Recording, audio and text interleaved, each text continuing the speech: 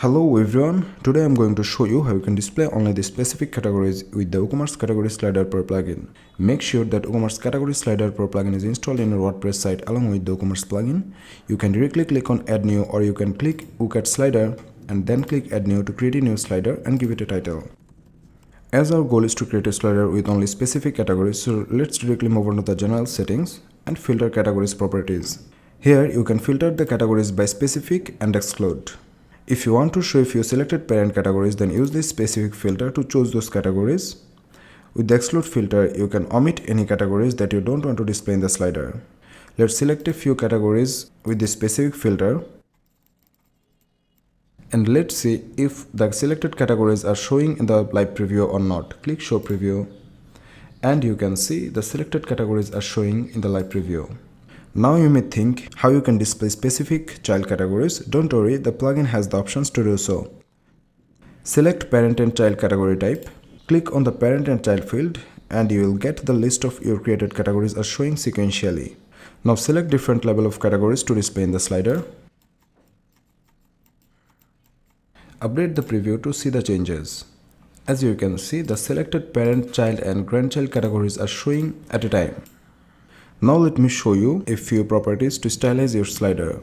You can display the categories in different layouts like slider, grid and block. Go to the display options to configure the category content position from below content, above content, right content, left content and over the content. Show or hide the category icon, category name, product count, description and custom text in the slider. Configure the Shop Now button and its related properties from here. So now if I update the preview, you can see only the categories and Shop Now button is showing. All the other informations are not showing in the slider. Go to the thumbnail settings to configure the category thumbnails related properties like shape, border, box shadow, margin, zoom effect, image mode effect.